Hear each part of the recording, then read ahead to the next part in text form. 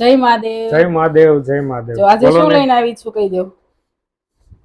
આ પારસ પીપળાના બીજ છે. હા, પારસ પીપળો કપાસના ઝીંડવા હોય એવું લાગે ને. અસલ એવું લાગે હો. જો જૂની વાડી યાદ આવી જાય. કપાસ વીણવા જતા ને હા ત્યારે સેમ આવા ઝીંડવા આવતા, બરાબર ને? હા પણ આ કપાસના ઝીંડવા નથી હો.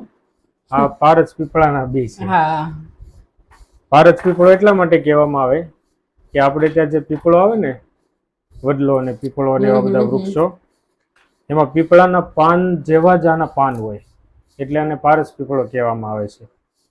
ઔષધિ ગુણોથી ભરપૂર છે. તમે જાણો છો હા. ક્યાં ક્યાં રોગમાં વપરાશે? આ તો પેલા તો ખરતા વાળને અટકાવે છે. હા હા. આમાં તો બીનો અવાજ આવે છે. હા, બીનો અવાજ આવે છે ને. બરાબર. શિવજીનું ડમરું વાગતું હોય ને એવો અવાજ આવે છે, બરાબર ને? હા.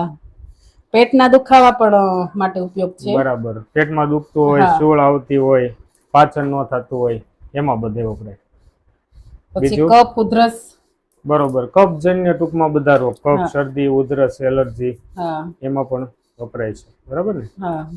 પછી ઉલટી થતી હોય, કંઈક ખાઈને કારણ વગર ઉલટી થઈ જતી હોય, સમજાતું ન હોય કેમ આવું થાય છે, તો એમાં પણ આ બી વપરાય છે. બીજું, ટૂંકમાં રોગ પ્રતિકારક શક્તિ આમાં વધારે છે, એટલે ઘણા બધા રોગમાં વપરાય છે. ક્યાં મળશે? સ્ક્રીન ઉપર નંબર આપેલો છે, જે કોઈને લેવો હોય તો કોન્ટેક્ટ કરે. બરાબર. જો અને આ પેજને ફોલો કરે. પેજ ફોલો કરવાનું ખાસ ચૂકતા નહીં. પેજ ફોલો કરેલું હશે ને તો આવા વિવિધ જડીબુટ્ટીઓના વિડીયો તમને મળતા રહેશે.